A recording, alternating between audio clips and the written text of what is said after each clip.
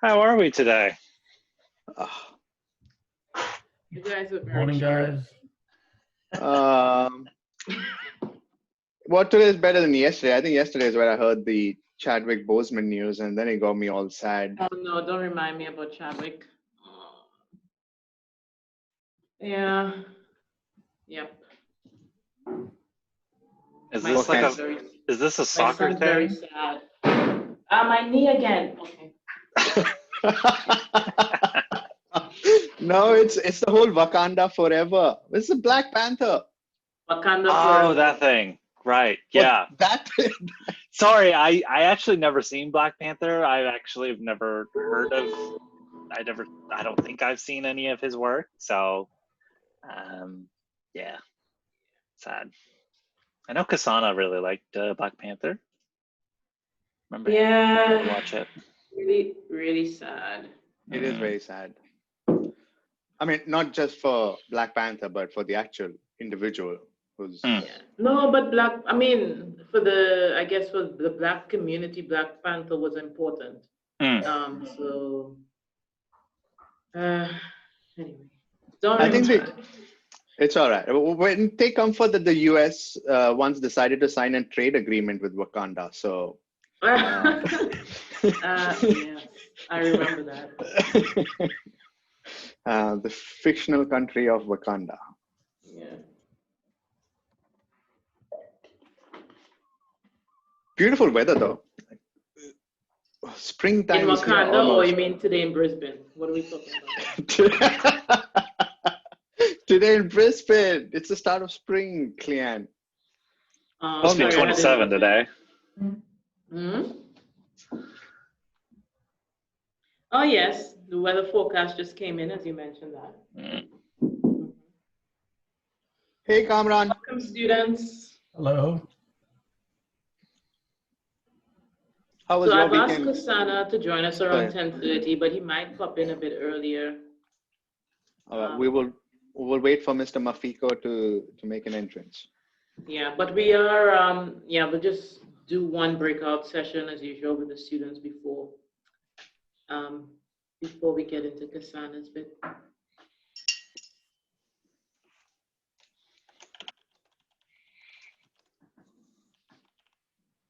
You're on campus today? Oh yes, you've got your tutorials and stuff. No, I'm usually at home today on Mondays, but it's been a rough, yeah.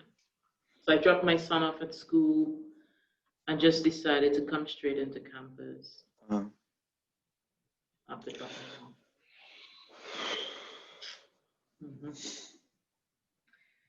All right, hello students, welcome to Wacky Introduction to Management. What time is it? Is it 10 yet? Yep, it's 10, okay.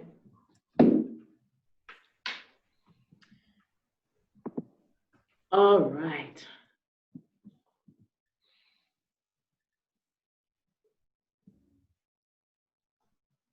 Okay, so we are going to get started with today's seminar. Welcome, everyone, all our students.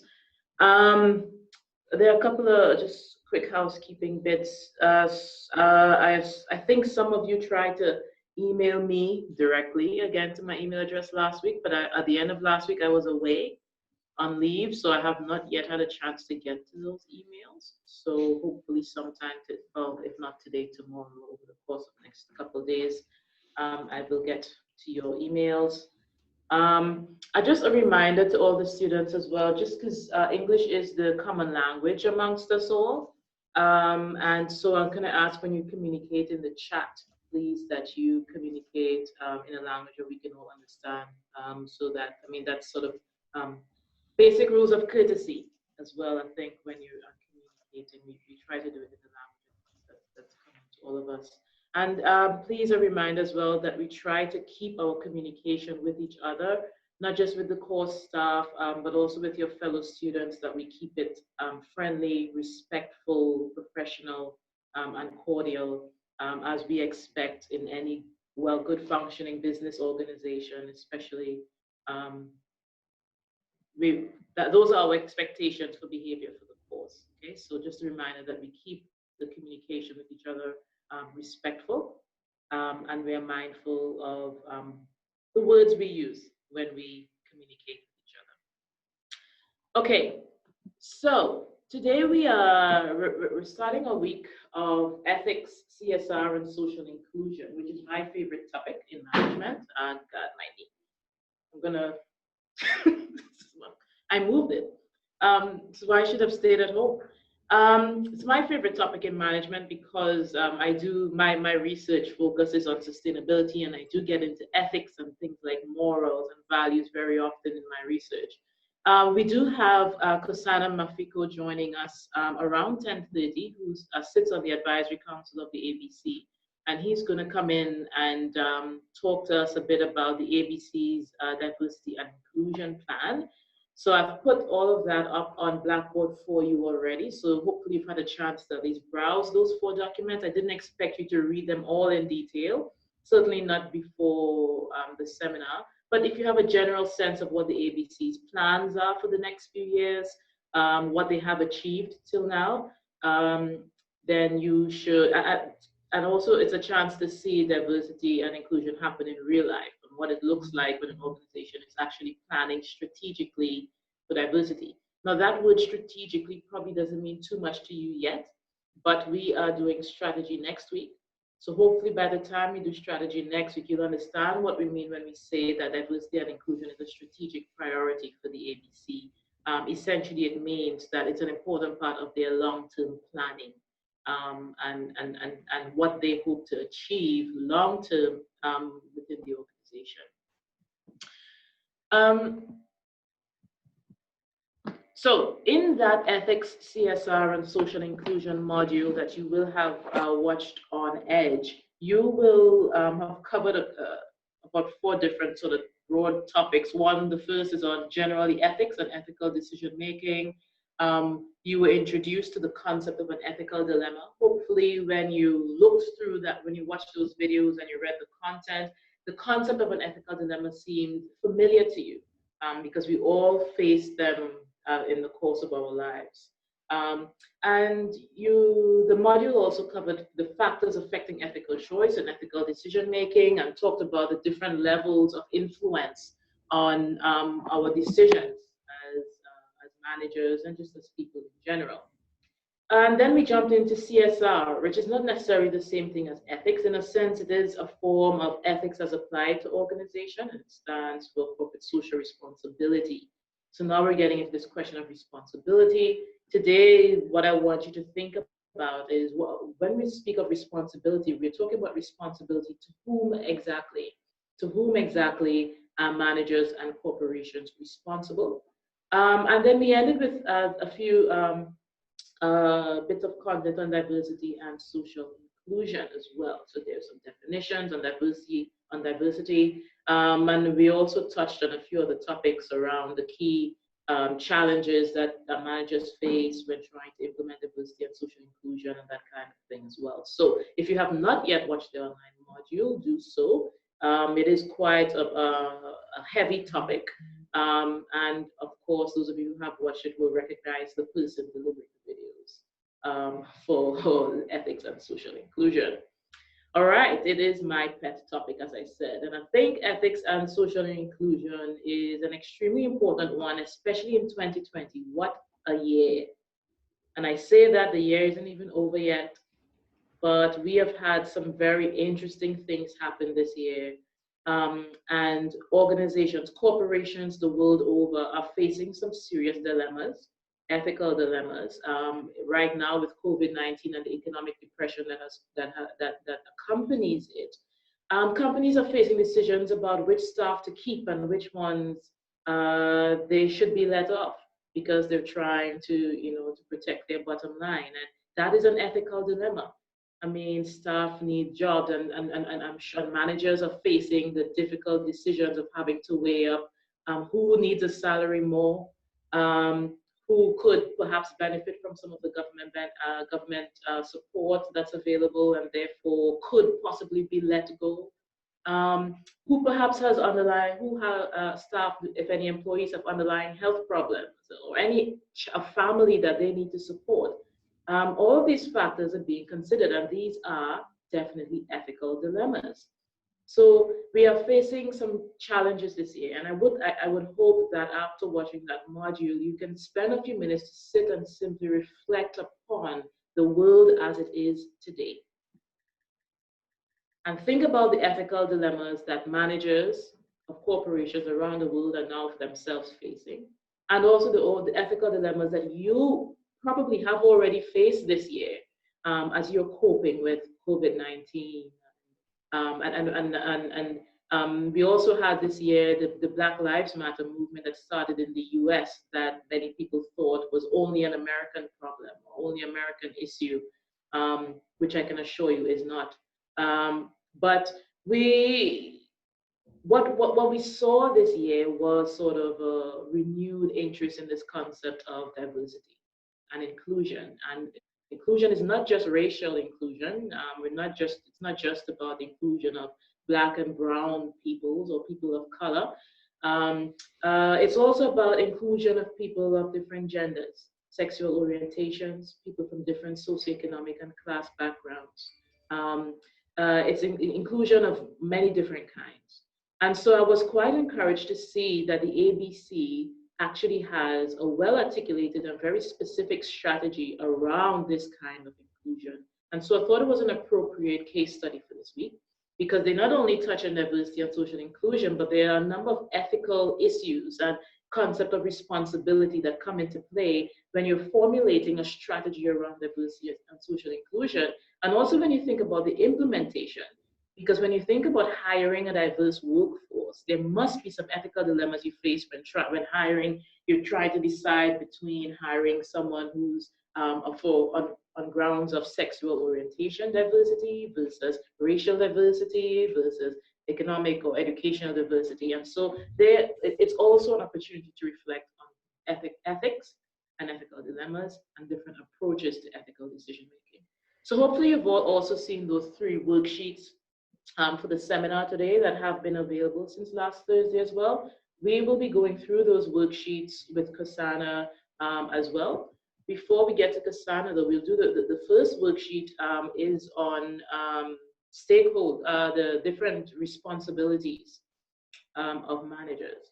So what I'm introducing you to now is just a second tool. Last seminar, the seminar before that, I introduced you to the PESTLE analysis as a tool or framework that you could use for analyzing a case. Today, we're gonna be introducing you to the stakeholder analysis, which is another tool. Again, there are details of this tool available in that student guide to the case method that's available under the Learning Resources tab on Blackboard. It is note number 7. In note number 7, and the tool number is number 11. So there are a huge number of tools available to you in that document. Not all of them are relevant to management. Some of them are actually more financial tools, which we will not use in management, but quite a few of them are relevant, like the stakeholder analysis. So the question I want you to reflect on, and we'll pop into some breakout rooms now to have a quick discussion before we bring Nkosana on, is who are the key stakeholders affected by the ABC's decision? Okay, who are the key people, stakeholders, groups affected? And when we do a stakeholder analysis, we're essentially thinking about and itemizing, we're writing them down, who are the internal and external people affected by our decisions. That's the question we ask when we do a stakeholder analysis. Now, depending on the reason for the stakeholder analysis, you might categorize the identified stakeholders in different ways. So you might come up with a list of 10 stakeholders. And for whatever purpose you're trying to do the stakeholder analysis, it might just be important to you to understand which are the most at risk, perhaps, of being affected by the bushfires. And you may take those 10 stakeholders and arrange them on a spectrum from most at risk to least at risk. And that gives you a sort of a springboard for decision making when you identify those that are most at risk. You might just identify all stakeholders again, that same list of 10, and then you're simply just trying to figure out which are perhaps the ones that are closest to us geographically and most likely to be affected by your actual operations. And then you might take that list and rank them geographically. So a stakeholder analysis is a way to start by identifying simply who the stakeholders are. And then, based on whatever reason you're doing the stakeholder analysis, whatever decision you're trying to make, try to figure out which are the main stakeholders that you would like to focus the next steps on, focus your decision making on and going forward. And so stakeholder analysis potentially could be another useful tool for that final case report that you need to write. It depends on which topic you choose and what sort of analysis you decide to do in your case report. So we'll go 3 breakout rooms as usual. Is Cameron here? I can't see. Yes, he is. He's just not has his video on. Hey, Kamran. Hello. Hi. Yes, Is I'm here. Nkosana here? No. Okay. Nkosana's not here yet. Okay, good. So in your breakout room, so everyone's gonna just come up with who you think are the key stakeholders of the ABC. Okay. Then I want you to think about. So you in the theory you should have learned about these 4 responsibilities of managers. They have responsibility as a person, they have responsibilities as a company leader, as an economic agent, and they have responsibilities beyond the boundaries of the firm. So after you've come up with that list of stakeholders, this is what I want you to do. I want you to think about to which stakeholders do ABC managers, you assume, have responsibility as a company leader, as an economic agent, or have responsibility beyond the firm's boundaries. So kind of put those stakeholders that you've identified into some categories, and then I want you to tell me what are those responsibilities. So what we're going to do in the breakout rooms, everyone will do or try to quickly do questions 1 and 2, but I want in the breakout rooms to focus on different things for question 3. What exactly are these responsibilities as a company leader, the ABC, or a manager in the ABC? What are the responsibilities of an ABC manager as an economic agent?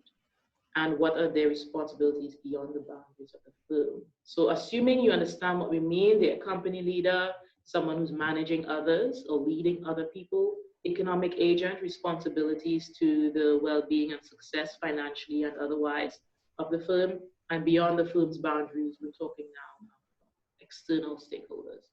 So can we have breakout 1, looking at responsibilities as a company leader? Breakout 2, thank you, GB, love the efficiency. Breakout 2 as an economic agent, and breakout 3 beyond the firm's boundaries. Okay, so we have Amit, you'll take breakout room 1 as a company leader. Cameron, you will do breakout room 2 as an economic agent.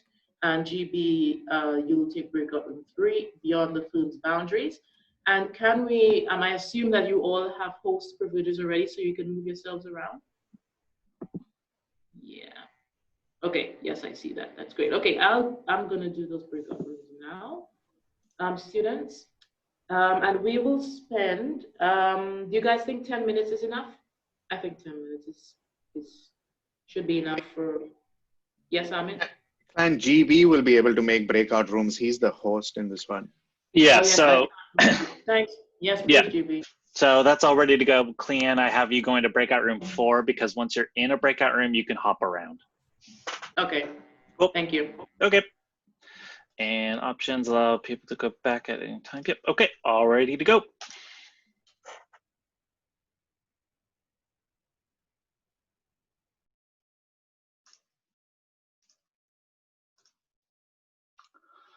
Okay. All right.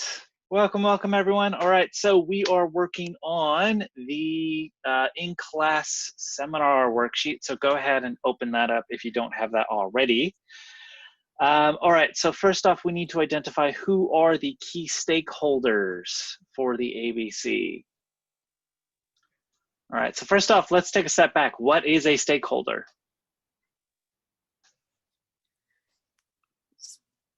Someone who has a economic or personal interest in the company, or not personal, but is actively involved within the company. Yeah, okay, yeah. Do they have to be within the organization or can they be external? No, they can be external. Yep, cool, okay. Let's just check these people over there. There we go. All right. Cool. All right. So we could talk about customers, shareholders, employees, distributors, suppliers, and the local economy, right? So can we think of any people specifically to the ABC that might fit within some of those categories? Let me actually show you where I'm working off of. Maybe that will help you guys as well too. So let me go ahead and share my screen here. So I will share my learning resources. Yet don't have any grades up. Good. All right. So under your learning resources tab for Intro to Management, semester 2, you will see that there's a link here that says Student Guide to the Case Method. All right, and when you guys click on this little view document link, you get a little pop-up notification, open a new window. You can either view document, download PDF. It tends to do the same thing in that it just opens up a new tab for you. And you'll get a document that will look kind of like this, the Student Guide to the Case Method. And more specifically, what we're going to be looking at is that we want to be taking a look at the stakeholder analysis. All right, so if I want to take a look at my appendices here, all the sorts of different common analysis tools, you guys will become very comfortable in performing this as well. So yeah, get comfortable in performing. You don't really need to worry about a lot of these income-based ones for our course. If you're into accounting, you'll probably look at a little bit more of that. But with us, for today, we're going to take a look at the stakeholder analysis. That's going to be on page 60 here. So if I scroll the way down, 50, page 60. Here we go. We want to take a look at the stakeholder analysis. So we need to identify who are the important customers, shareholders, employees, distributors, suppliers, and the local community. All right, so who are the customers for the ABC? Just for general public. Yeah, okay. Yeah, the general public, they're the ones that kind of view the content? Yeah. Yeah, okay, cool, we can write that down. Would the government be a shareholder as well because they're state-owned? Yeah, I would agree with that. Would that be both their management and their shareholders? So management is going to be more within the organization. Okay. The government's kind of, they're the major funding group and they have some regulatory administration over the ABC. And I think the ABC is going to have to report back to the government on how that money was spent. But yeah, I would call them more of a shareholder for that. Yeah, good question though.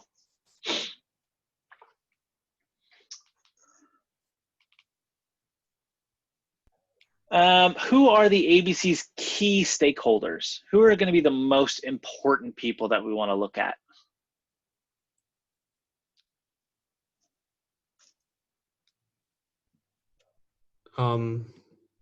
Like maybe local communities and stuff. Okay, yeah. Expand on that a little bit more. Oh, I don't know. Like they just have an obligation to make sure what they're reporting is correct and accurate and that stuff.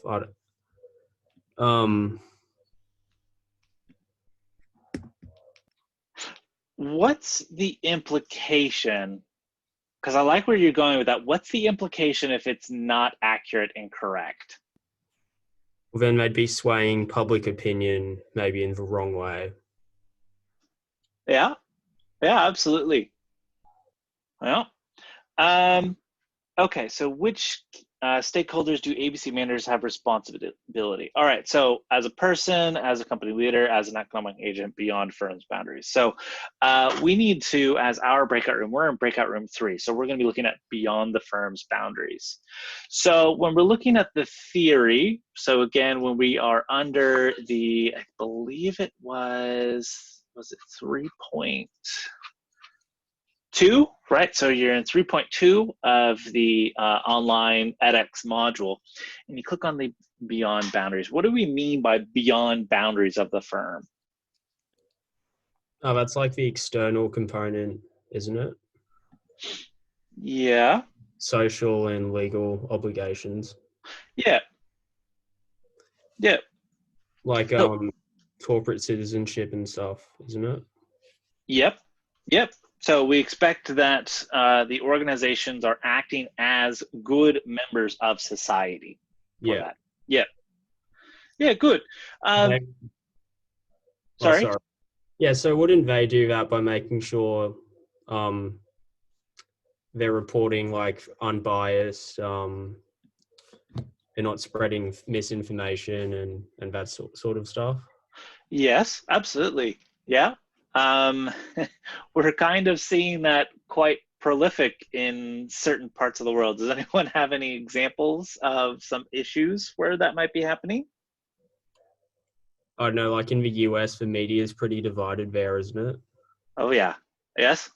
It's Yeah. either a Democrat or a Republican right now. Mm-hmm. Yes.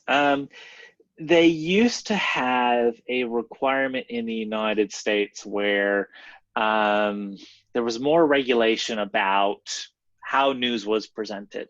Basically, a news report had to present both sides of the argument and allow the viewer to kind of make their own decision. That went away probably about in the 80s or 90s, right around when Fox News started. They were one of the big proponents on getting rid of that. And so now it's basically, here is my opinion, and that opinion is now news. But is that actually news? Is that all of the information that we're providing? So yeah, there's some ramifications there. Does the ABC do anything beyond just news reporting though? They have a lot of music involvement. Oh yeah, how so? Well, they've got the, I think they have TV shows heavily revolved around music as well, but they've also got the Triple J radio station. Oh, okay. Yeah. And they've also got a pretty active Triple J website and run little activations like Triple J High, Triple J Unearthed, supporting local unknown music. Yeah. Okay, good. These are some kind of interesting facts for us to write down about, that they are kind of supporting all this kind of music stuff. Is there other stuff that they do?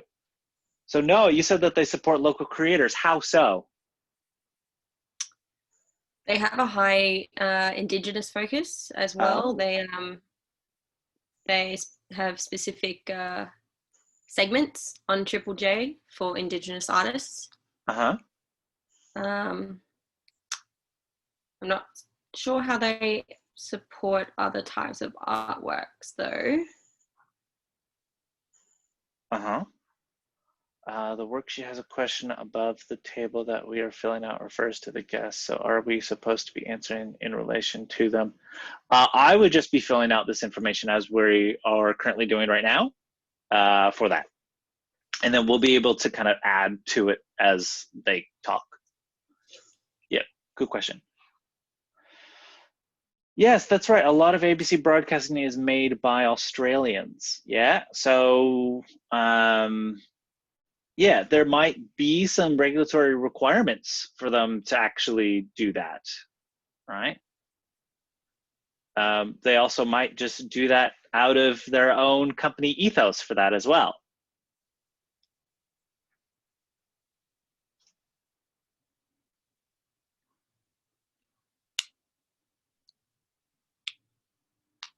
Okay.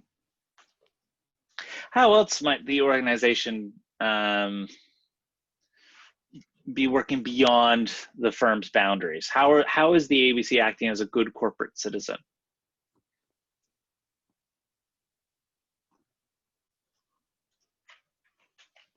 Okay.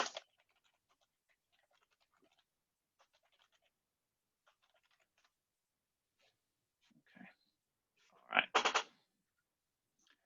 That's based on law. Yep. Okay. All right.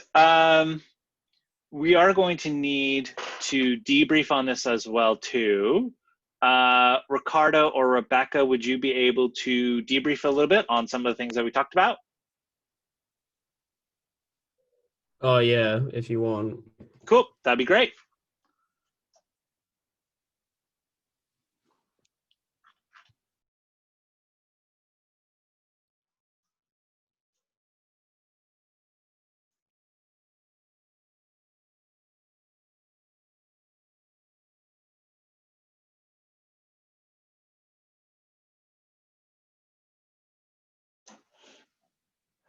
We're back. Yes, we are back. We are back. I need to make Nkosana co-host. Is he here? Yes, he's Where's here. the- Nice. Okay. Hi, Ah, there's no Nkosana. plants. No. No, not on Before this we- side. That's a bit of a mystery. Well, before we jump to Nkosana, if you don't mind, Nkosana, but it's good that you can listen in. I've asked the students in some breakout rooms to, well, let me put that slide back up. Probably a good idea. There we go. I asked them to think about who do they think are the ABC's key stakeholders. Asked them to think about their responsibility to those stakeholders and to give some feedback on what they think their responsibilities are. So I'm going to ask the students now from each breakout room to give us feedback. And it's probably good that you can hear some of that, and then we can jump into questions directly to you, Nkosana. How's that sound? Yeah, sounds good. All right. Breakout room 1, who's going to report back to us?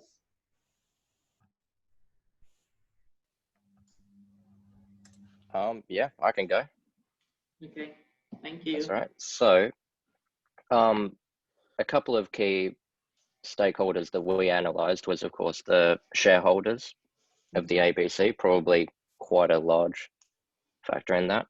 The customers that you're providing information to, and the employees, which of course you've employed to create that content. We thought the government as well, as kind of, you might be, as being the ABC, you're kind of representing them in some aspects as well.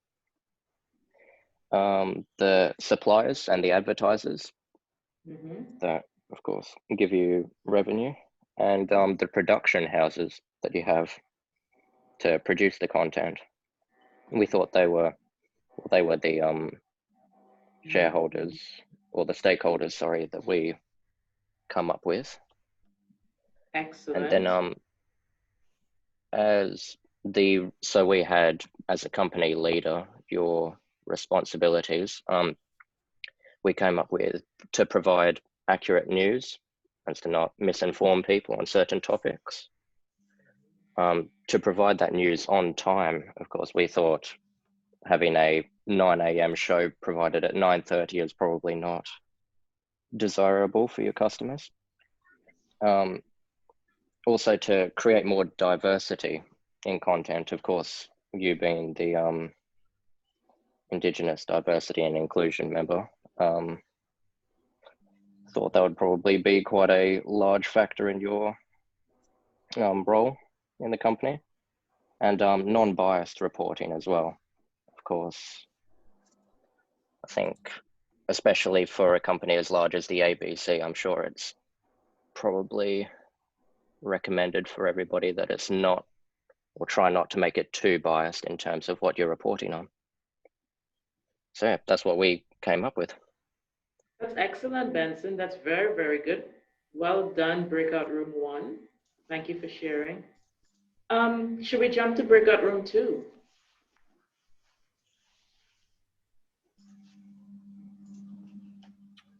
Look.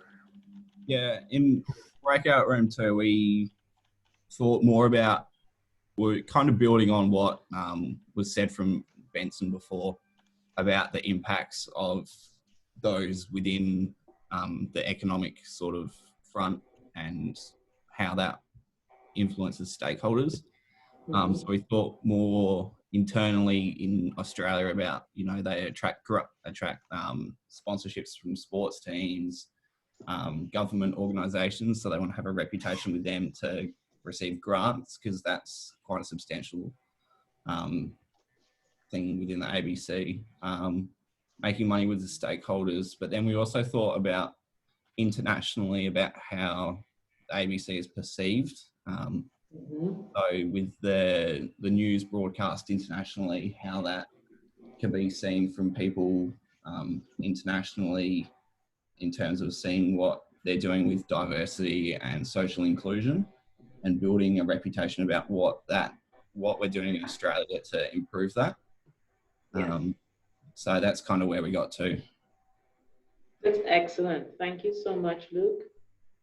Very good work as usual. Finally, group 2, breakout room 3, sorry. I can't count. Breakout room 3. Oh yeah, so we focused more on like the community projects that they're doing, particularly like towards Indigenous people. Mm. So like they've got someone mentioned they've got exclusive segments on Triple J for Indigenous artists to Mhm. promote the like traditional music. Yes. And also probably some of the stuff from the pre-reading, like the reconciliation programs. So they Mhm. promote Indigenous employment opportunities, both externally and internally. So they're trying to get job opportunities in Aboriginal communities, but they're also trying to recruit more Indigenous people like in their company themselves. Mhm. Excellent. Thanks, Ricardo, as usual. It's very good. Breakout room 3.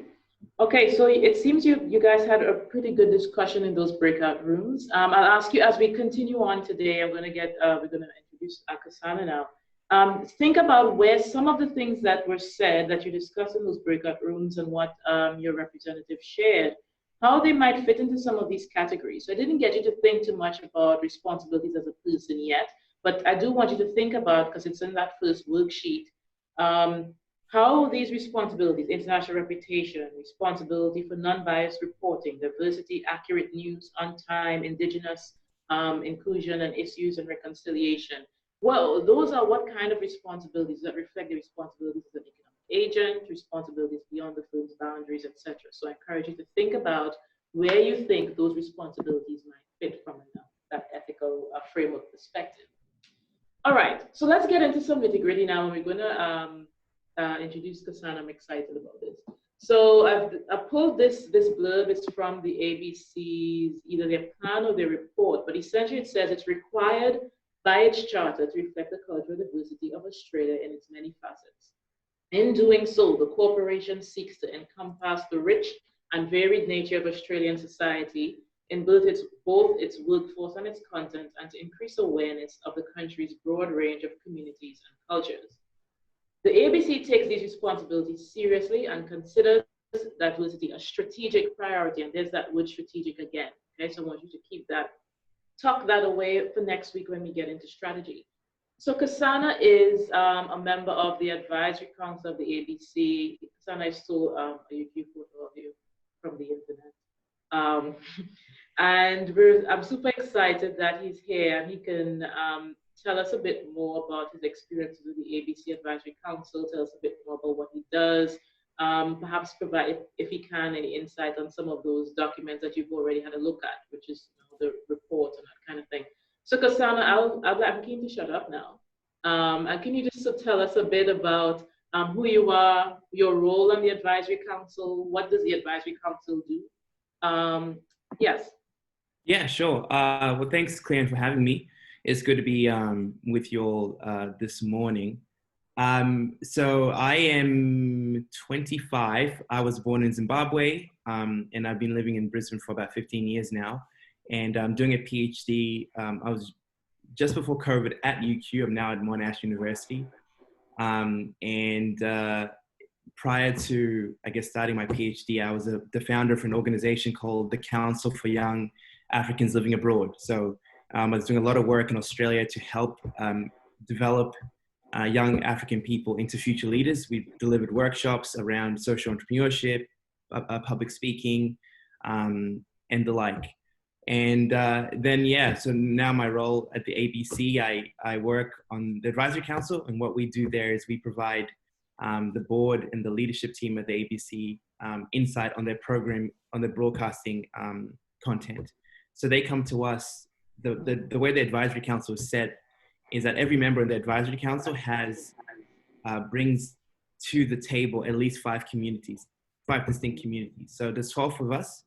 And when they look to recruit people for the Advisory Council, they make sure that there's very limited overlap in those communities on the council. And so if you think about me, the communities I bring to the table, think about it, I'm of African descent, I'm a young person, I've been a social entrepreneur before, work in academia, and I always forget the last one, but there's something else as well that I bring to the table.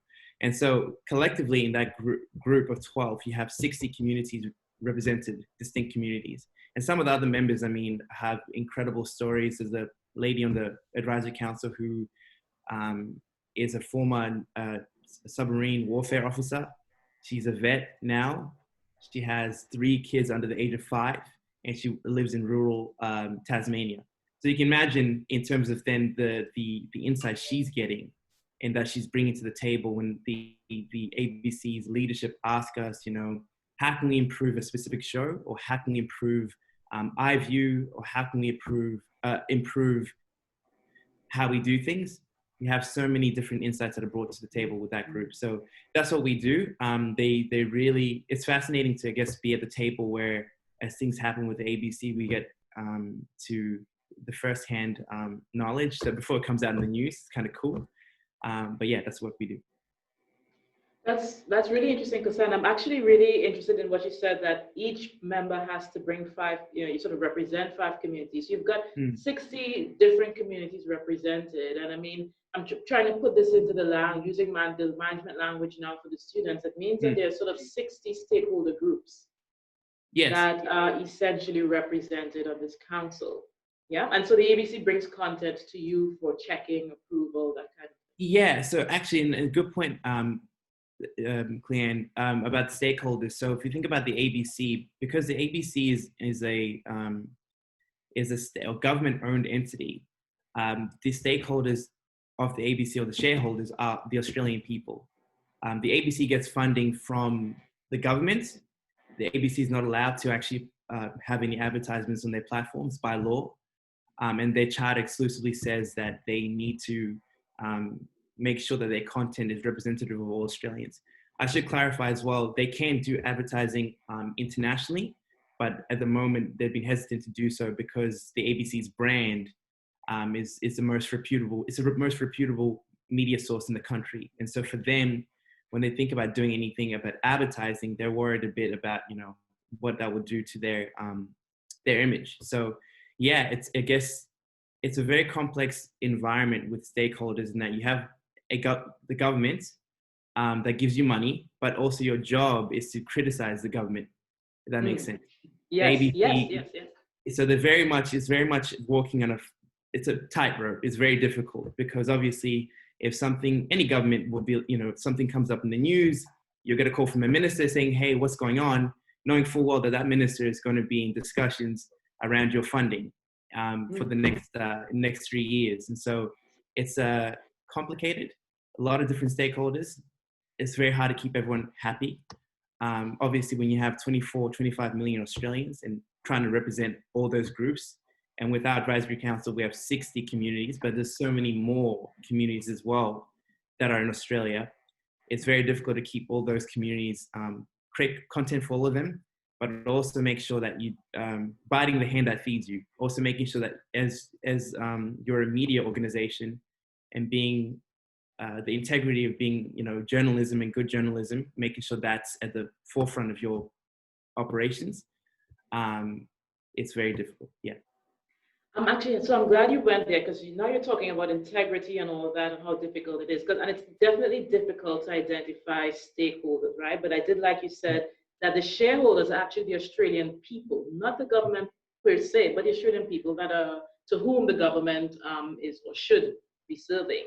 Yes. But when you get into integrity, you're getting into here ethics, which I like, because that's what I would like the students to think about that as well. So I want to jump to one of the latter questions I had, which was around what are some of the challenges that you have observed? So we're going to jump straight into sort of the diversity and inclusion aspects. What are some of the challenges you've observed in trying to maintain this kind of diversity that the ABC, well, it's part of their mandate to do that, to represent all Australians. Can you just shed some light on what some of those challenges are? Yeah, so I think with an organization the size of the ABC, it's obviously when you create any plan or anything, it's very to actually implement that takes a bit of time. So when we think about diversity and inclusion, it's a matter of, you could have really great policies around making sure everyone who's in HR sort of sets a compulsory course around non-biased recruiting. You can do all that kind of stuff. But I think the bigger part of that is the culture change and making sure that the people are actually on board with the direction, that they actually themselves value diversity and inclusion. And so I think my observations with the ABC and other organizations has been great policies, but you also need great leaders who are at the forefront of actually making sure that the people underneath them, the people within the organization, really value the direction and really start to embody that as part of their own personal identity.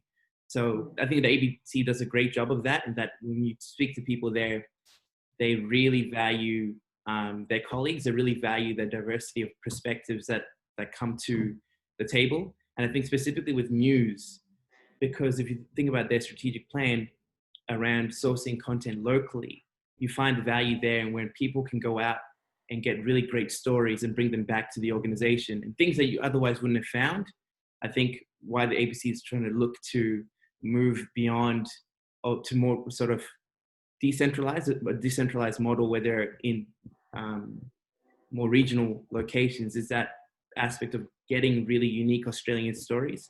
And that also helps the ABC then stay relevant in the future, because every year they need to justify that $1 billion of funding they get from the government. So if they do that, speak to their charter, yeah, they do it well. But I think the challenges for sure is culturally. And I think as well, another thing I'd raise here is when you're looking to specifically recruit or find people from a culturally and linguistic backgrounds, or LGBTI plus, or people who are living with a disability, I think with large organizations, it can be a bit difficult in terms of take a bit longer to actually find those people.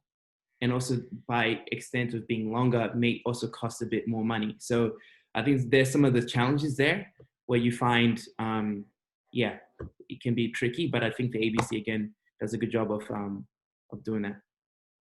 Okay, I like that you've called it, you said what's needed is a cultural change, a culture shift. And it's great because our students, as of last week, know what organizational culture is. So I wanted to ask you, which is good, can you think of specific signs? Now, what have you noticed that people do say? Do you have any examples that you are willing to share with us where you see that at this individual level, people who work at the ABC really do sort of embody this aspect of the culture?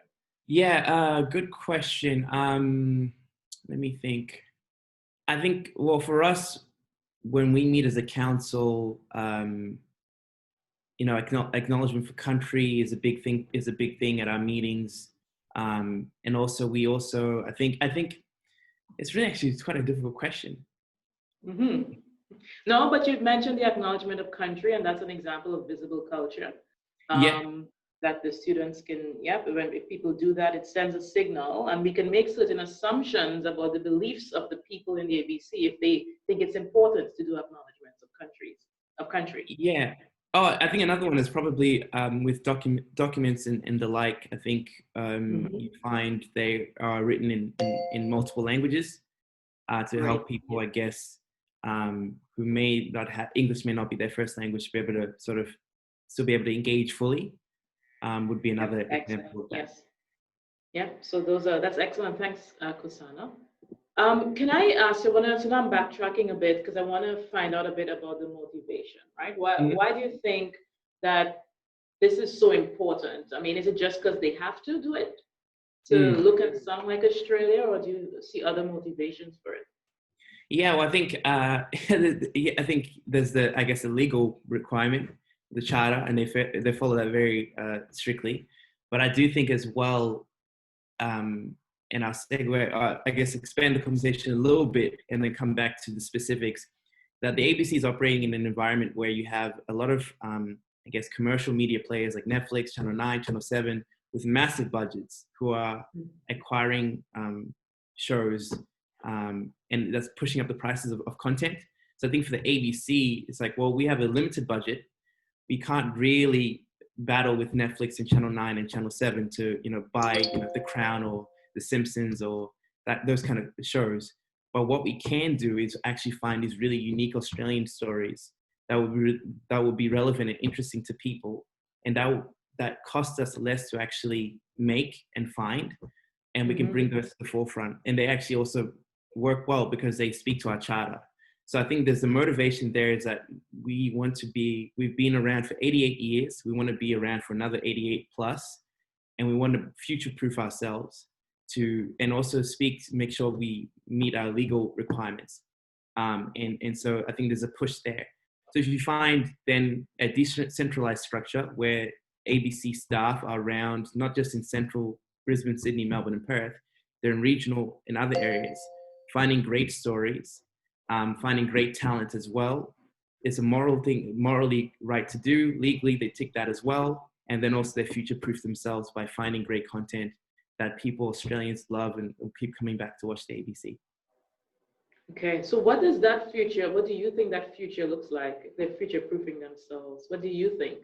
Yeah, well, I think it would be very, very, very diverse. I don't see, I think, going forward with ABC, I don't see, it being very much in local or like large metropolitan cities. They'll have a presence there, but I think it'd be so decentralized to the point where they'll cover a lot of Australia. And I think you'll find an increase in Indigenous stories.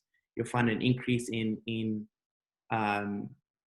stories from really, I guess, minority groups, great stories and great comedy, great talent. You'll find it's going to be a much more diverse organization as we move forward in the future. I think that's happening now already, but I think certainly in the next couple of years, you'll see massive increases in diversity across the board.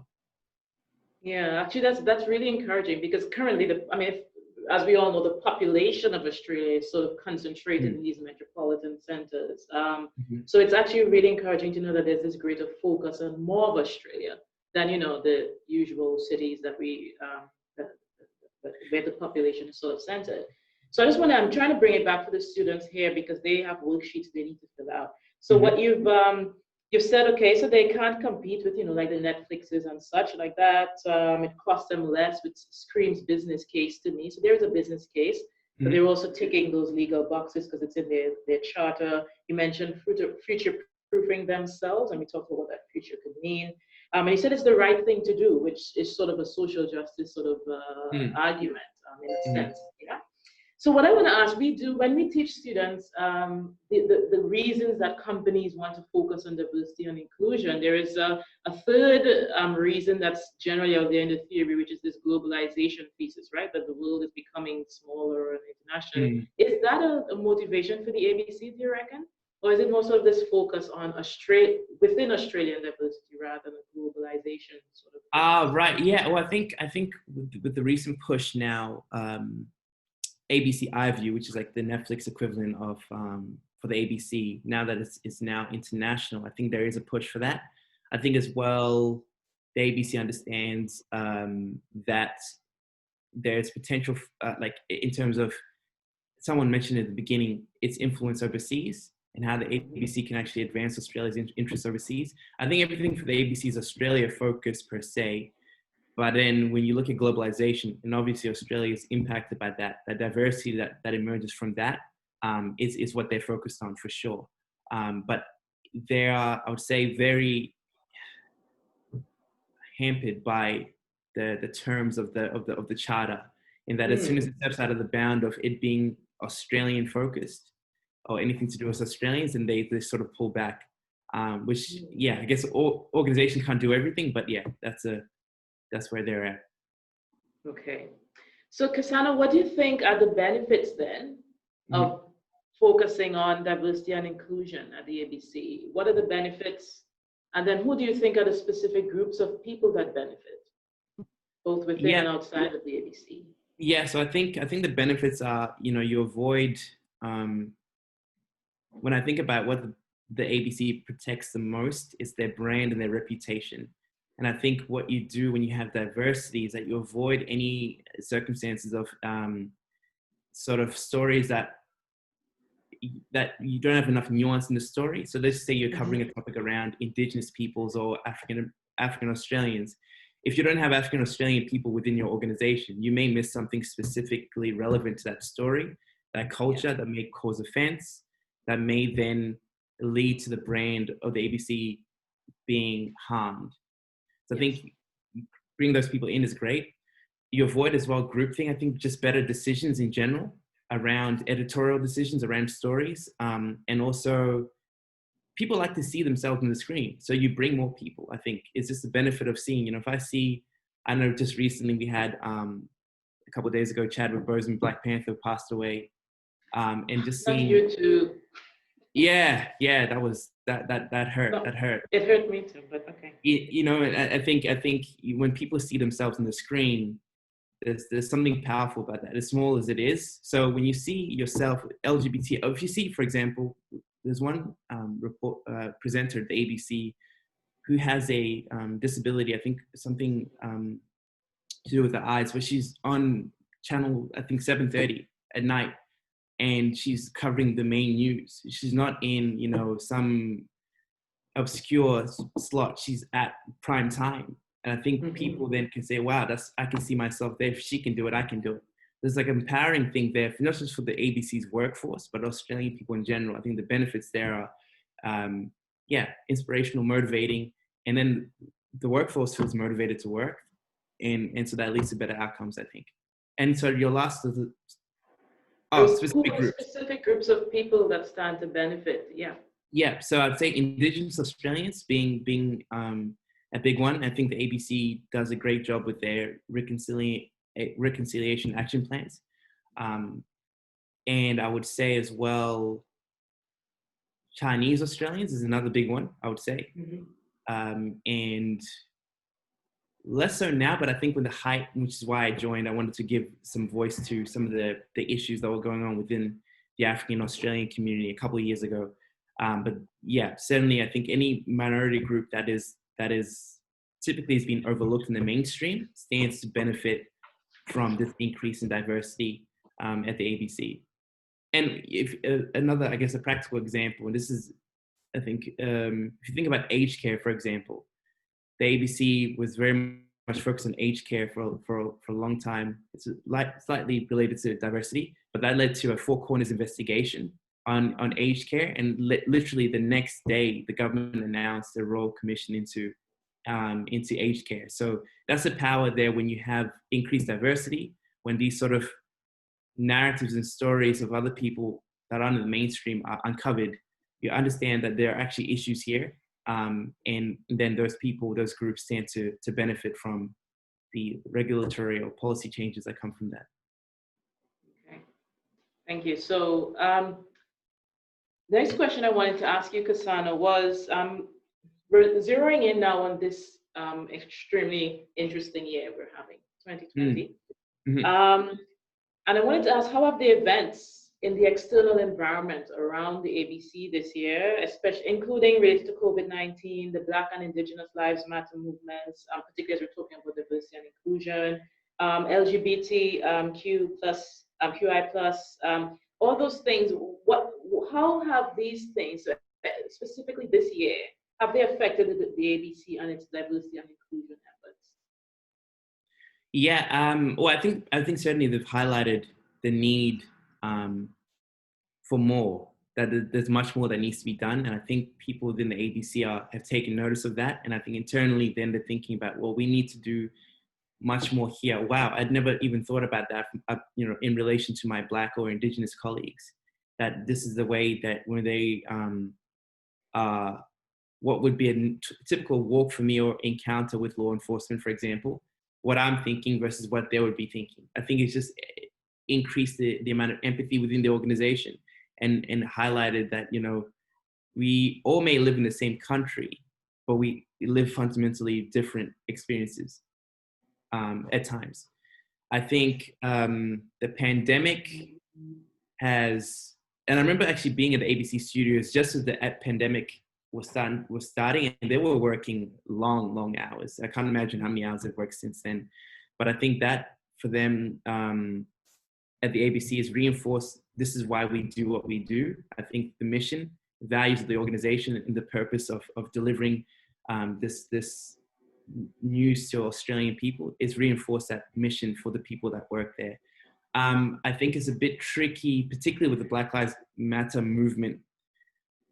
I guess when I'm been speaking about the benefits of staff, I've been speaking about those who are not journalists. For the group who are journalists, it's a bit trickier because obviously there's a balance there around being the bias of a story and sort of writing a story in a particular way, but also understanding that being balanced in the editorial policies there that need to be in place still. And also, again, thinking about the environment the ABC works in, we have a Liberal government who's in power. The Black Lives Matter movement was announced. They, by all accounts, wasn't really something that registered for them. There wasn't a discussion at the federal level or state level. It just sort of rolled through. So it was a kind of, I guess, a social justice movement that people will typically perceive as being a bit left-leaning. So again, for the ABC, it's a bit of a tricky area where you could write a lot about it and do a lot in that space. But if you do that, you may then, again, people who are funding you may have some comments and things to make there. So I think the ABC has done a good job there of just walking the tightrope and covering the movement in a way that's factual, but not then going into bed with the activism, which is easy. And I understand the people there, I guess, would want to do that and be at the forefront of, trying to do that. But it's, yeah, again, editorial policies and stuff. Excellent. Well, they do need to be unbiased and that kind of thing being a report. So I can imagine it's a challenge to do that. I have two last questions, and then we can jump to student questions. Students, if you want to start typing in any questions in the chat that you would like to ask Nkosana, you can start doing that now. But I've got two questions, Nkosana, and they're probably a little more personal in nature, which I like to do at the end. I want to get a better sense of the person. I think it's good for students as well. The first is, I guess you've already done quite a bit of that, but I just wanted to ask you to reflect on your experiences a little bit more advising the ABC, given your background, so particularly in your context, being born outside of Australia, as a young person, student, especially, as a young person sitting on the advisory council for a large organization like the ABC, what's that like? So do you mind telling us a bit more, reflecting a bit on your experience in the context of who you are and your background? Yeah, well, it is very, I think I've grown into the role. So when I joined the ABC, I was 23. And the youngest person on the advisory council next, up from me is about 32. So I think it's very nerve-wracking when you're sitting in, you walk into the ABC's offices and we meet at the top of the building, the boardroom, where obviously we meet the managing director of the ABC and any senior leaders that we want to meet, we get to meet. And the chair of the ABC is also there. And so these are people who are in regular communication with, the Prime Minister, Deputy Prime Minister, and you're in that room and you have someone saying, oh yeah, I just spoke to Scott the other day. I'm like, Scott who? Oh, Scott Morrison. Oh, Scott Morrison. And so it's really nerve-wracking. And I think as a young person, for me, it's, whether they believe this or not, but I guess it's how I feel, is that they're kind of expecting me to say something that's not intelligent or not relevant. And so a large part of the meetings for me is really just sitting and listening and using my notepad to just draft questions upon question upon question. And I think of a question and I draft it probably 3 or 4 or 5 times and hoping that no one else in the room is thinking about the question I'm thinking about. If they ask that question, I've got to go back to the drawing board and come up with a new question. But I try with those meetings, we meet for over 2 days. My goal at those meetings is to ask 4 really good questions. And what I mean by a really good question is a question that when I ask it, someone else goes, oh, that's really interesting. Someone senior, that's really interesting. And they build on my question and ask something else. Or they come back to me and ask for more detail there. That's my goal. Typically I get 2 or 3. If I'm having a really great meeting, I get 4. But it's super nerve-wracking. And I think as a young person, but I think it's a wonderful, sorry, my battery's about to die. I think as a young person, it's a wonderful opportunity because when I see things in the community, I've got a direct line to those people who can actually do something about it. So I remember a couple of years ago seeing something about how African Australians are being portrayed in the media, sent a quick note to the chair of the advisory council and said, look, this reporting by the ABC, in my view, is not on. I would like to, can we look at revisiting this? And we had a good 2 hours where we actually had the editorial team come in and had a discussion around how they could better portray African Australians in the media. So that was, I guess, great. Okay. So before I get to the second question, what you said just reminded me of a second one. And it's maybe a little more philosophical, but I want to ask it anyway. Because last week a friend said to me, we're over coffee, there's a quote. The quote says, the purpose of the university is to instill hope in young people. And we have here today 120 something young people on this call, and you're about many of their age. I'm doing something, sitting on the advisory council of the ABC. I want to ask you, I'm sorry to put you in this position, you're probably unprepared, but instilling hope in young people, do you have any just advice, some good advice or something that you think will help motivate them, because many of them may be looking for work or entering the workplace soon? Just anything at all that you think could help to fulfill that purpose of the university. Yeah, sure. I think I would say, when I was doing my undergrad, I was so future focused. I was so focused on, what am I going to be doing after graduation, and what is that job going to look like, and all that I lost sight of I guess, the process of just enjoying the process, enjoying being present, and finding something. If it's in business and you're all studying business, finding something within business that you really enjoy. And for me, that was entrepreneurship. And I realized, if you think about entrepreneurship, a lot of people in that space are thinking, oh, wow, I want to be like, Mark Zuckerberg or Facebook, or I want to start the next Amazon. But when you look at those people's stories, they didn't start out focusing on, I want to build something so big. They just fell in love with something. They fell in love with the process of the work. So I think for all of you, I think it's find something you really enjoy, that you find the hours are just vanishing as you continue to work on it. And I think just good things will come from that. I think good things generally come to when you just do good work and you really enjoy it, and people can see that authenticity and that passion. And I think that's why I got the opportunity to sit on the advisory council. They had 2 positions, and they had about 6,000 applicants for the role, and I was one of 2 that were chosen. So I don't know what I said. I really don't remember what I said, but I think the passion about entrepreneurship, social change, doing something with the talent that I've been given, or the skills I've been given. I think, all of you, if you can do that, you'll be in a good place. Thank you. Okay, now this is my final question. Now, before we go to student questions, I now bring it back to ethics. I want to ask, have you personally faced any ethical dilemmas related to diversity and/or inclusion? May not necessarily be with the ABC, or hiring or choosing a show or giving feedback. Have you faced any sort of dilemmas, ethical dilemmas, that you are willing to share with us? Yeah, and I don't know if this one is ethical per se, but I do know. There was when I was doing a lot of work with African youth, and we had an event. Well, we had, for our organization, we would have about 4 panelists for each event, and for us, it was really 50-50 men and women, and that was a big thing for us. And we're continually finding it very difficult to find African women. Like, where are these women at? And we really wanted them to have them at our events, because we knew about 80% of our attendees were women. And so obviously they want to see and hear a female's perspective. And so for us, I think the dilemma there was we have to run this event, but it's now 2 days, 3 days after the event.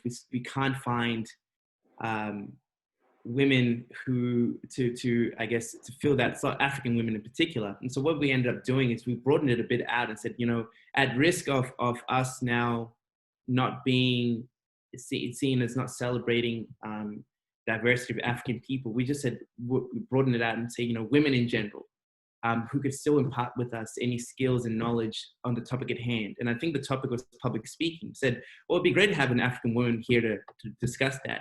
But in the same sense, I think, a woman in general could come through and talk about public speaking, I think our attendees would still find value there. So I think sometimes for us, we found the diversity and inclusion, the challenge of finding that and finding those people can be a bit tricky. But I think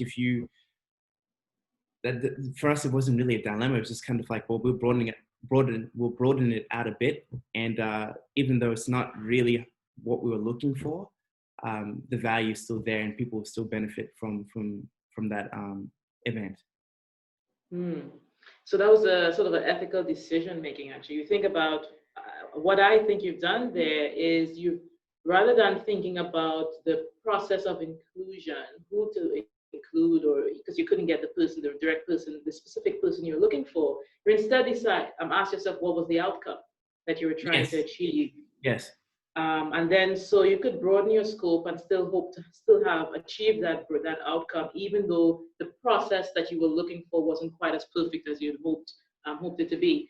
Yeah, correct. And that would still be a very good decision ethically. And students, that is another approach to ethical decision making as well, which if you've done the pre-work, you understand what I mean by approaches to ethical decision making. Okay, thanks, Nkosana. I'm going to open up now to see open the floor if any students have any questions for Nkosana. I'll open the chat, or feel free to unmute your mics and ask a question, ask away.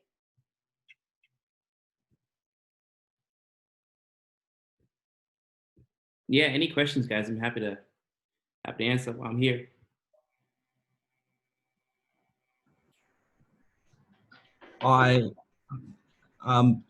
Do you think that the ABC is making good progress forward in terms of social inclusion over from what it was, say, 10 years ago? Good question. I think so, yes. I do think so. I think they're now at the third or fourth iteration of their reconciliation action plan. I think they've been continuing on that path of increasing that. And I think that the focus on diversity and inclusion has been heightened with this sort of competitive environment that they're in, and understanding that what are our strengths as an organization, and where can we, I guess, position ourselves in this really intensely competitive environment. So I think, yeah, definitely, it's improved significantly since 10 years ago. And even when I go I look at some of the minutes of the meetings of the advisory council long time ago, there was no talk about diversity and inclusion at all. But now if we look at our meetings, it's definitely a highlight. We have it at least, we have about 4 or 6 meetings, no more than that, 12 meetings a year, and at least 8 of them last year were about diversity and inclusion, or that was included as an agenda item. So, Nkosana, we've got some questions coming into the chat now. The first one is from Ahmed. It's actually, I really like that question. Once on my LinkedIn profile, I got a notification from LinkedIn about last month asking me if I'd like to add a pronunciation of my first name to make it easier for people. So the question from Ahmed is, have you at any point thought about anglicizing your first name for job opportunities or for fitting in?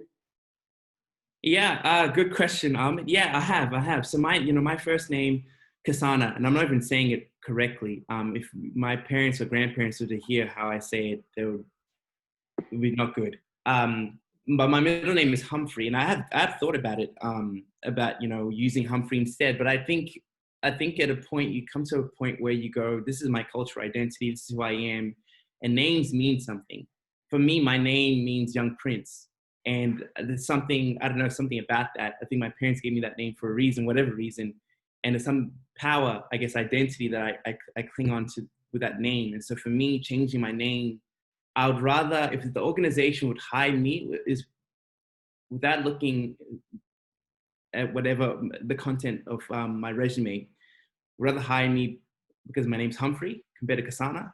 Then for me personally, it's not an organization I want to work for, I think.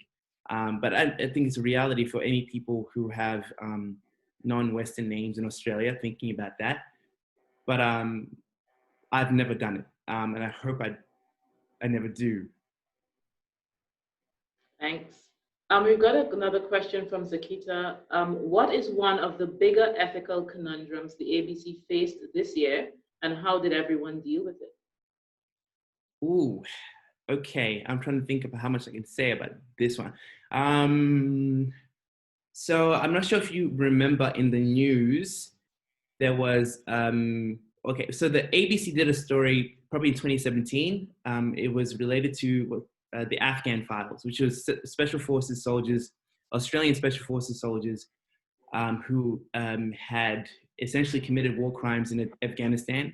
And the ABC, a whistleblower came forward and provided the ABC with some documentation, and the ABC then published a series of articles on this topic. And for them, the ethical dilemma there, and correct me if I'm wrong, Clean, if this isn't an ethical dilemma, but it was more so around, well, we understand that this is our duty as a public broadcaster is to bring this to the light and to shed light on what has happened here to the Australian people. But there are also national security implications here that we also need to consider with the government, and also understanding that us publishing this information may put people who are in harm's way, who are working undercover, doing whatever, who knows, at risk. And so for them, it's trying to balance those two things. And in the end, they decided that the benefit or the value in disseminating this information was greater than the national security implications. And so that story is published. Now, fast forward to 2020, then the ABC was raided. So Australian, I guess, federal police had a warrant, went to the ABC's offices, and proceeded to confiscate documentation related to these files. And now the warrant, and I'll wrap up the story shortly, the warrant essentially gave the police authority to modify, delete, or change any documentation that they found, which, if you think about it, again, a public broadcaster, we're talking about Australia, which is, I guess, one of the more stable Western democracies. And now the freedom of the press is now at risk. And so what happened there, employees at the ABC were live tweeting this as the raids were going on. And even the most aggressive competitors of the ABC, I'm talking about Channel 9, Channel 7, all of the commercial media players, all of them banded together with the ABC, and they said, this is not on, and the government needs to change this. And so there's another thing, I guess, there around the government, potential government overreach, and how competitors, people who believe in freedom of the press, banded together and said, this is not on, we can't allow this to happen. So I guess that's one of them that was, most recent. Very interesting. Excellent. Now that is a perfect example of ethical dilemma, Nkosana. The freedom of the press versus national security.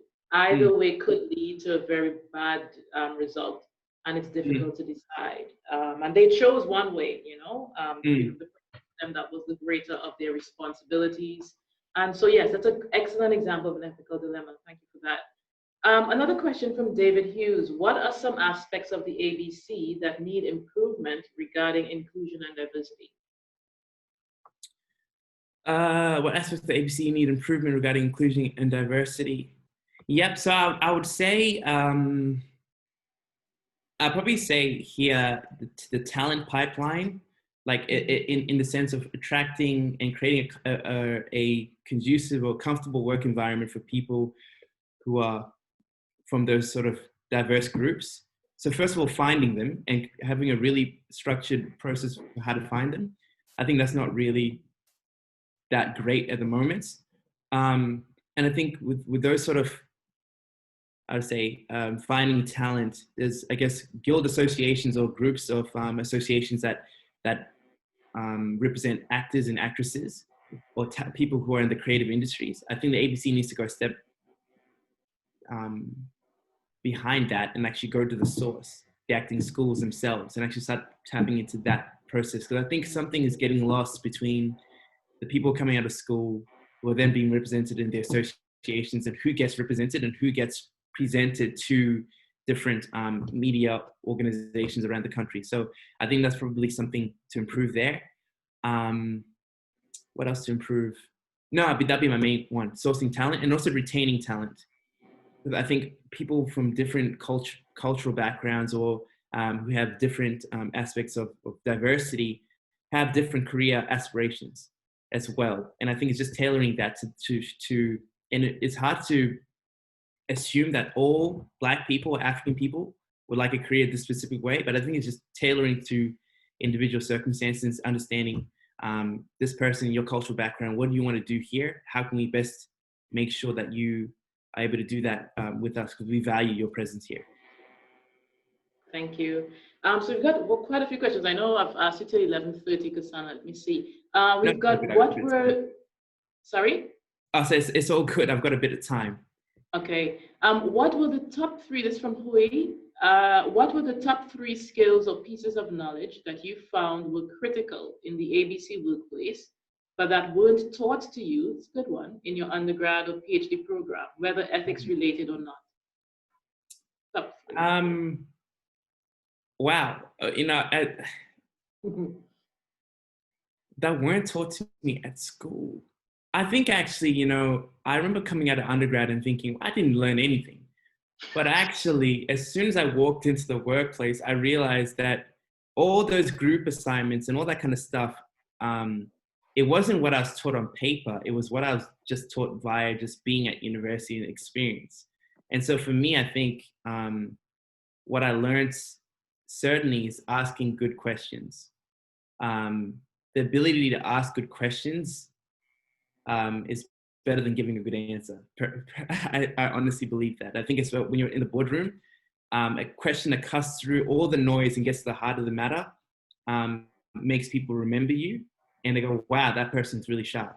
That person's really interesting. How did that person come up with that question? It's really quite a difficult skill, but I found I've learned that through my especially PhD studies.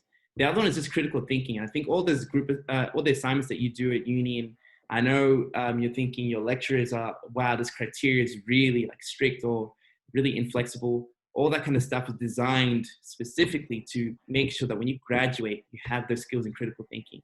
And again, when I'm reading board documentation and stuff like that, really being able to decipher what exactly is going on. There's 3 different components of this paragraph or this content, and being able to really systematically go through that. Again, I learned through university. And then the last one, probably that wasn't taught to me at university, that I had to go out, or there was like uni did a try to, I guess, with public speaking and stuff. With public speaking, I think I really had to go out and do more work outside of uni for me to develop that skill set. But I think that's been hugely beneficial to me going forward as I've gone throughout my career, in terms of being able to just speak with clarity. Even little things like tone of voice, for example. I know a lot of people finish sentences with like a high inflection point, like, oh, that'd be nice. But in a boardroom, you have to be like, that would be nice. And again, it's such a small thing. And when I started the ABC, my voice was so squeaky. Oh yeah, that'd be nice. It was terrible. But now everything I say is very much like, I'm assured and confident in what I'm saying. And it goes a long way in the workplace. That's a great response. I just want to highlight one thing you said there about critical thinking and marking criteria students. I know that's why we're very specific in our marking criteria in this course, and that's why your final assignment, we focus a lot on that critical thinking. Mm-hmm. But anyway, this is from Tobias Wu, does the ABC get much backlash for the diversity plan, internally or externally? I don't think so internally. I think externally, because again, come back to the stakeholders and the element who are right, like in terms of right wing, or not right wing, but conservative people. Yes, they do get a bit of backlash there. In that they kind of go like, well, why is this needed? Just produce good content, that kind of stuff. So there's a bit of backlash there. But then also equally, some people, elements who are sort of then more social justice go, well, this plan isn't going far enough. We need to see more of this happening. So again, the ABC, I think they've just realized, people that work there, we can't make everyone happy. We do what we can do, and we just go on that basis. But it's yeah, both good and bad. Some saying not enough, and then some people are saying too much. Okay. So Nkosana, can I ask how much time do you have? I know I asked you till 11:30 because we might start picking the questions here, cherry picking. How much time do you need, Clean? Well, we go until 12. I'm happy to just scrap everything else and just keep chatting to you if you're free until 12. And get Yeah, the I'm free. I'm free till 12. That's no problem. Are you? Okay. Okay. Thank No you so problem. much. I appreciate that. All good. All good. Would you say actually 11:50? I think is the university. Yeah, of course. Yeah. Sounds good. Right. Yeah. From Ricardo, would you say that aside from existing diversity initiatives, current social norms towards diversity have prompted the ABC to take a more diverse stance in terms of recruitment and content to appeal to more consumers or viewers? Yes, I would say that. I would say that those diversity initiatives come from those social norms. So if you think about the ABC, and they've actually, because of, and there's another question below around indexation and budget cuts and stuff, but as the cuts, as the ABC has gone getting less and less money, they've actually had to let go of quite a lot of people, and those people, good and bad reasons, are older people within the organization who have been there for 20, 25 years and so on. And so what they've done then is recruit a lot of young people who are then, of course, very much on around these social norms, around we need more diversity and inclusion. We need these things within the organization. And so they're quite vocal within the organization. And I think those diversity initiatives have been fed from internally from those people, employees saying, hey, have we thought about this? Or why isn't this done here? At my other workplace, we did this, but I'm not seeing this here. And so I think that's what's happened there. Yep, and I would point out for students as well, that's a good example and good question, Ricardo, of the external and internal environment and how they influence each other. Yeah, particularly how for the ABC, the external environment is influencing it, and through its reconciliation action plan, how it is attempting to influence the external environment as well, or change it. Okay, please forgive me for pronunciation, is that Ameke? How ethical is the ABC when it comes to reporting matters affecting its specific neighbors? For example, the asylum seekers on Manus Islands in PNG or Nauru. Good question. And I would say with this one that I don't know how much I can say on this one. All I can say, I guess, is that within the editorial policies of the ABC tries to make sure that whatever content, if it's related to specifically the Pacific Islands, Manus, Nauru, any social justice or any issue in general, is within those bounds of those editorial guidelines that are very, and I remember actually one of our 2 meetings ago, we were all curious around what exactly are these editorial policies and who creates them and how they're designed and what are the procedures when there's a sort of an issue found within a specific article. And by the end of the meeting, we're very satisfied as an advisory council that those editorial policies are very robust. So in terms of how ethical it is, I think the ABC will find stories and will report stories if they're of interest to Australian people and there's something, if they're in the public interest. Now, the ethics of that, obviously, with the Afghan files is they'll always think about it in the sense that if the public interest trumps the other ramifications, then we're going to go ahead and publish the story, is my understanding. So I think that would relate to Manus and PNG and Nauru as well. That if there's a public interest story there, they will publish it within the bounds of editorial guidelines. Thank you. Now I'm reading these questions because I'm aware that some students may not actually be able to see the chat. So from Luke, do you feel that yourself and your council have enough of an influence on the culture within the organization, including employees and managers? Or do you feel your voice gets drowned out? So I think actually in previous iterations of the advisory council, the managers of the ABC didn't see the advisory council as a meaningful or a valuable resource. So to give you some context, obviously the board of the ABC, they're the ones who really steer and make, I guess, critical decisions around the future of the organization. Where we come into play is with the advisory council. If whatever we recommend, the board of the ABC has to respond to that in the annual report, and that gets tabled in Parliament. And then with also specific managers and stuff, we have the ability or the power to call upon them and understand more about their work and what they're doing in their specific area, and also follow up with them if there's something to follow up on. And so I find with that ability, we have enough of a voice in that also the ABC staff and employees there, they really value coming to us. Because some of these problems, it's not easy to get into a room of 60 different communities without it being a costly exercise. So I think for them, they really value us. And by the extent of valuing us, they go, you know, whatever advice we provide to them, they go on and implement it. So with iView, for example, we did a workshop, a really in-depth workshop in ABC iView. We talked about a big need around personalizing the experience. I really talked about making sure that the experience is similar to Netflix, but also unique to the ABC and what it's doing in that space. And if you look at the annual report or the strategic plan, that's really a big feature in the strategic plan. So we fed into that process, and we continue to get updates on how things are tracking. Thank you. Question from Amit here. The ABC is one of the most trusted news brands in Australia. How does the ABC decide what content to keep and what to cull to future-proof itself with the $84 million indexation freeze this year? Do you think the ABC needs to get creative with its commercial business unit? Amit, we think very much alike. It's so funny because I was speaking to the last meeting. I asked the managing director of the ABC exactly this question. I said, well, looking at the financial reports, there's a commercial unit there, but it's not really making that much money. What's going on?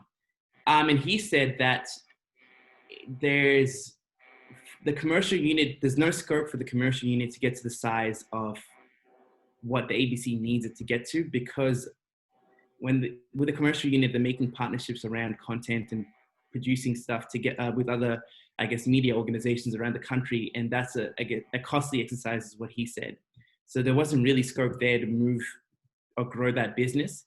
I think that in terms of deciding what content, the ABC makes really hard decisions, I guess, on maybe 3 pillars. One being investigative journalism would be one that they'll continue to do, and it'll be very, that won't go anywhere probably. Children's content, they're the only media organization in Australia that really is doing things around play school and stuff like that. They've got a really big focus on kids. And also, again, that's part of the future proofing, because they understand if kids have a relationship with the ABC early on, then they'll turn into ABC viewers when they're older. That's another future proofing aspect there. And then the last one would be, I can't even think of the last one, but things around comedy and dramas and stuff, they're likely to go in favor of the really core influential stuff that's been proven over time to actually create tangible change, especially investigative journalism. Thank you. Thanks, Nkosana and Amit, for the question. Okay, and that's really thanking you for those 3 skills there. Excellent. Oh, that's good. And we are at 11:30 actually. So are there any sort of final thoughts or questions from anyone before we thank Nkosana?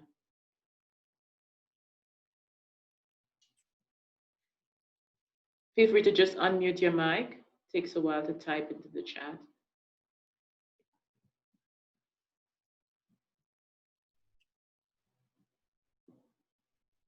Okay.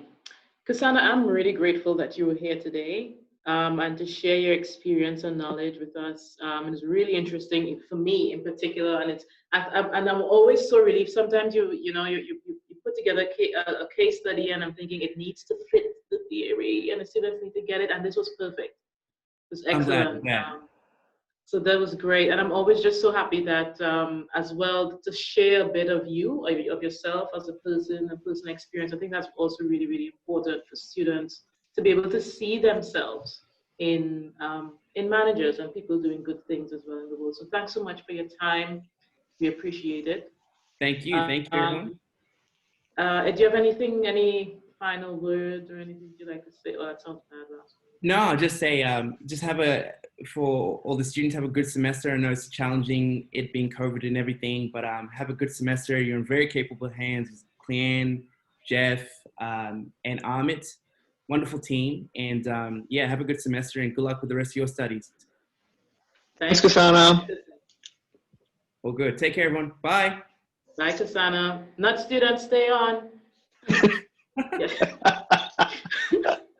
I was thinking, what if the students all run off? Yeah. Oh, great. Thanks for your questions, everyone. That's great. I can see you're all really engaged and you're thinking quite critically about, you know, everything that Nkosana shared with us. Wow, I always find these things quite interesting. Tomorrow we have, it's the ABC again, but we have someone different from the ABC. Tomorrow we have Cinda Barana. She's now internally, she's the actual head of Indigenous Diversity and Inclusion at the ABC. So Nkosana is on the advisory council advising them. Cinda is the one making decisions within the organization on diversity and inclusion. So you don't, like I said, you don't have to attend tomorrow's seminar if you attended this one. There'll be a recording, but if you're interested and you're free, show up, turn off your mic, turn off your video camera, do something else. At least you can listen in the background. I think it's probably a good idea to do that if you can. So what I want to do before we all head off, if I can get the thing to work, is to remind you of your preparation. We're not going into another breakout session because now we're fully into the introduction to management model where you're taking responsibility for your learning. I know you've done the prep. You were here today for the case study. This is the preparation sort of framework for your tutorial on this topic, and it's around approaches to ethical decision making. So the question I want you to think about after you've listened to Nkosana and or Cinda, you don't have to do both, in their roles. So one is more of an internal manager, one is on the advisory council, sort of, you know, border spanning between external and internal environment. In their particular roles, when and how do you reckon Cinda and Nkosana might use each of these 4 approaches to ethical decision making? So if you can just think of some examples from things they've said that where they've used utilitarian moral rights, individualism, or the justice approaches, or even if it's not something they said, it's something that you know has happened in the ABC or a public event, but things that are public knowledge, or things that you perceive from the reports. Those 4 reports I've asked you to have a look at before. So I want you to fill that out. It's basically, again, this is now the application of theory, not so much drawing implications, but where do you see examples of utilitarian decision-making, moral rights, individualism, and justice approaches to decision-making, okay? So that's your preparation for your tutorial for this topic. And as usual, you come into your tutorial and you'll have a decision to make, which will actually be a real one faced by one of our guests. So that's it from us today in terms of this topic, in terms of the case study. I really hope you enjoyed that. Next week, we move on to strategy formulation, and the case study is UQ, and we're gonna have Associate Professor April Wright, who is the head of the strategy discipline. So she knows strategy quite well, and she teaches the final year strategy course as well at the business school, the capstone course, or she used to. So she's gonna show up for both days. So either one you can attend, and we'll do the same thing again, but this time we're looking at UQ as an organization. She's just walked by my office as I just spoke of her, walked by the office. And we're gonna pick UQ apart from a strategic perspective, particularly in the current environment of 2020. And in your tutorials next week, we'll do, of course, the ABC. In your tutorials this week, starting from today, we're going back to the Scenic Rim Brewery. So hopefully you've done your prep and you're ready to put the full model into action, because you've been given now a bit of guidance on what we expect. So that's it from us. If there are any questions, we'll hang around for a few minutes to answer your questions. Does anyone want to unmute the mic, ask a question, any concerns at this stage about the course in general or about the content? Now's the time to do so, to ask.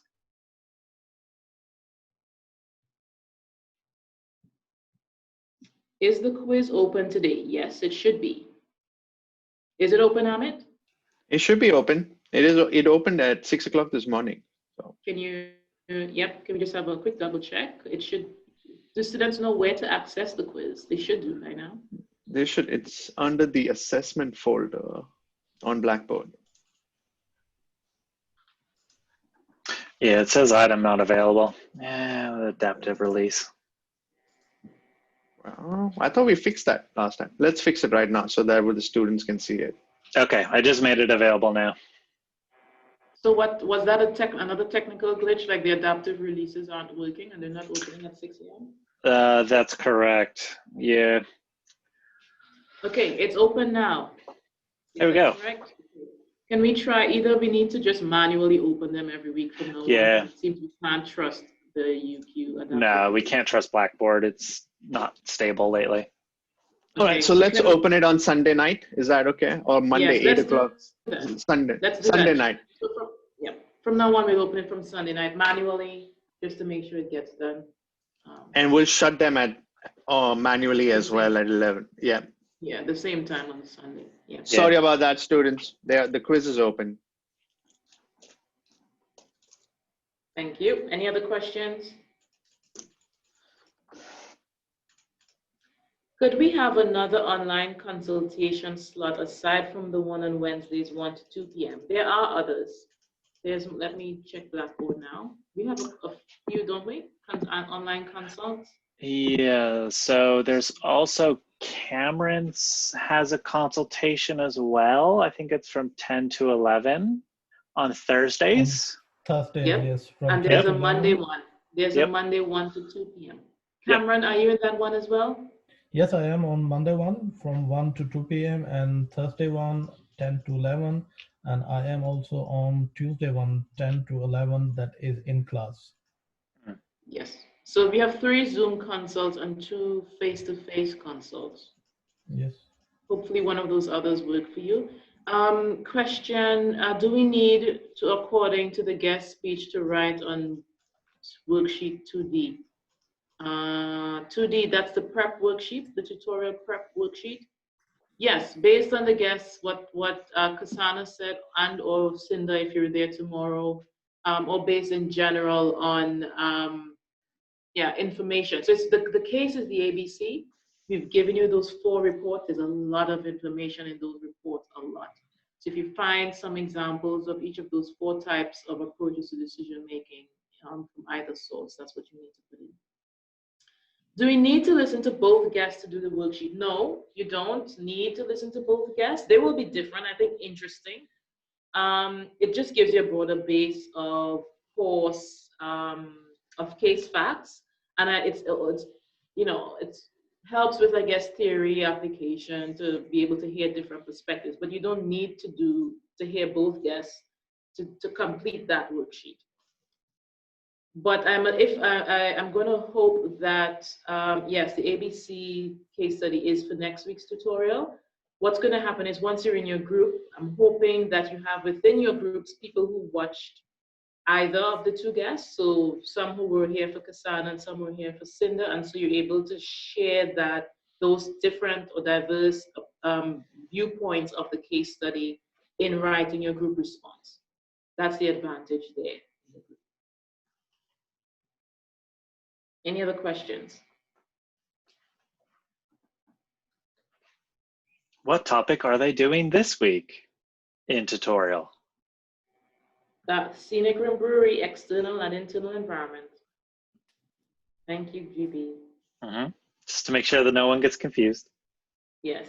When downloading the seminar of tutorial, the seminar or tutorial PowerPoint slides, would it be possible to put 1 PowerPoint slide per page, as 4 slides per page is too small to read? Yes, I suppose we can do that. Yes, you can also zoom in, I think, in the PDFs, but I can make a note to try to do 1 per page.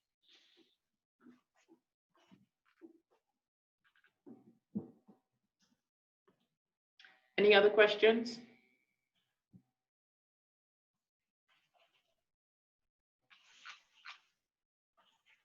Do we have to complete the ABC tutorials if I don't want to be counted for the final 4 submissions? No, you don't have to. If you think you don't want the ABC tutorial to be counted in your final 4 submissions, then you're very welcome to not show up. Just now, we're talking about future proofing here.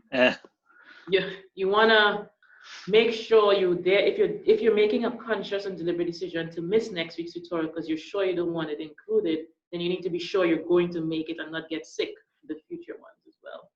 So I would say a bird in hand, as we say. You want the ones you actually are well for, you're not sick, you can actually do. Try to get those 4 out of the way, so at least you have a bare minimum 4 that you can choose from. But yes, in the end, it's your decision.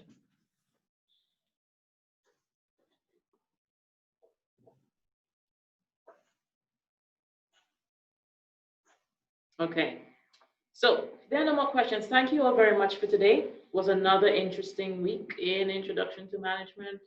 And I'll see you all next week if you're not in a tutorial with me. I might see some of you tomorrow, or some of you in tutorials. Have a great week.